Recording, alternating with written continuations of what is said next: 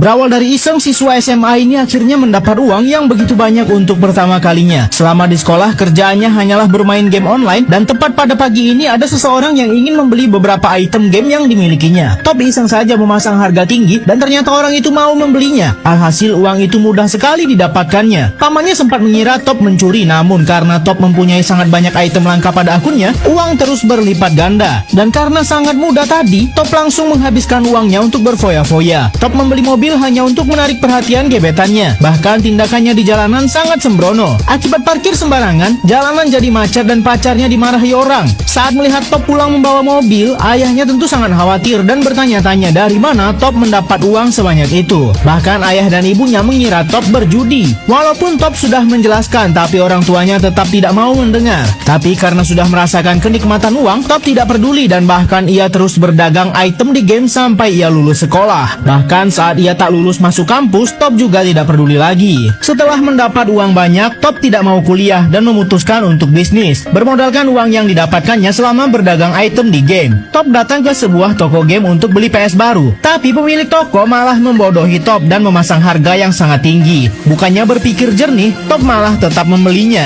Melihat Top yang tidak pernah memikirkan pendidikan, membuat orang tuanya terus-terusan bertengkar karena ibunya masih terlalu lembut kepadanya. Melihat tabungan yang sudah semakin menipis, membuat Top mulai kepikiran. Kekacauan selanjutnya dimulai saat akun gamenya terblokir karena melanggar aturan, yaitu berdagang secara ilegal. Top kembali datang ke toko game sebelumnya dan ia malah mau membeli DVD player dengan jumlah yang banyak untuk dijual kembali. Top masih belum sadar kalau pemilik toko ini membodohinya. Top mencoba menjelaskan produknya kepada orang tuanya, namun ternyata barang yang diberikan kepadanya adalah produk cacat dan bajakan. Pemilik toko sama sekali tidak mau bertanggung jawab. Begitu kesalnya Top sampai ia malah merusak etalase toko. Tak bisa berbuat apa-apa lagi, Top pun pergi dengan kondisi rugi. Saat sudah merasa kerasnya kehidupan, barulah Top mau mendengar perkataan ayahnya. Setelah ditipu dan uangnya hampir habis, anak ini tetap bersikeras tidak mau menerima uang yang diberikan ayahnya untuk kuliah. Tapi bukannya berusaha mencari uang dengan cara yang baik, Top malah mencuri perhiasan dan jimat milik keluarganya lalu menjualnya ke kolektor.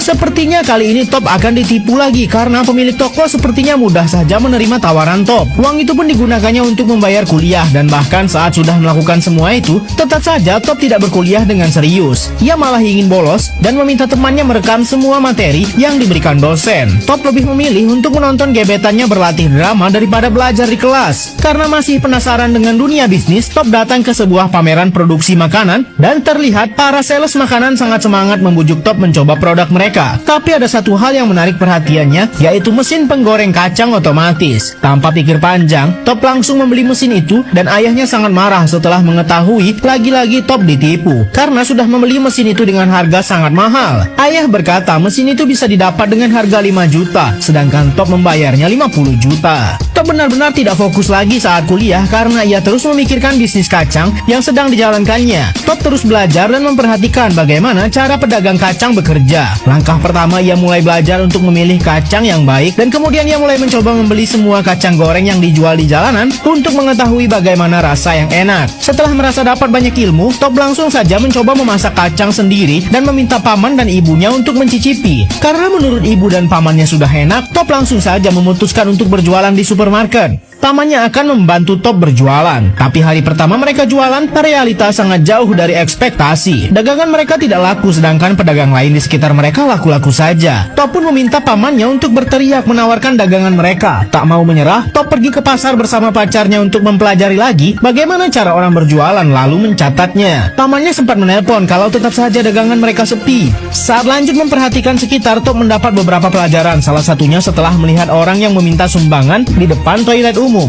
Banyak sekali orang yang memberi sumbangan dan Top merasa lokasi mereka sangat strategis untuk meminta sumbangan. Maka dari itu, Top merasa kalau ia harus memindahkan lokasi jualannya ke tempat yang lebih mantap. Karena dagangannya sepi, pemuda ini meminta kepada manajemen supermarket untuk memberikannya tempat yang lebih baik. Karena merasa kasihan, Top akhirnya diberikan tempat sesuai dengan apa yang diinginkannya. Top benar-benar tidak fokus lagi untuk kuliah karena bisnis yang dijalankannya. Bahkan Bahkan saat sedang ujian, Top lebih memilih untuk kembali ke tempat dagangannya. Mamanya menelpon kalau pengunjung sangat ramai dan butuh bantuan. Akhirnya Top meninggalkan ruang ujian. Melihat dagangannya mulai ramai, lagi-lagi Top mengambil langkah gegabah. Top ingin membuka cabang saat ini juga tanpa pertimbangan apapun. Top membeli lagi mesin penggoreng kacang dan merekrut beberapa pegawai. Padahal baru 1 hari dagangannya ramai. Tepat pula di mall ini, pacar Top datang dan sangat marah melihat tindakan Top yang mengabaikan pendidikannya hanya karena ingin berjualan. Masalah terus datang karena pihak mall tiba-tiba ingin memutus kontrak dengan Top karena mesin kacangnya membuat atap mall menjadi kotor. Karena tak mau kehilangan tempat berjualan, Top lebih memilih untuk memperbaiki saja atap itu dan mengalah. Top sudah bekerja sampai larut malam, tapi masih belum selesai juga sampai petugas keamanan mengusirnya.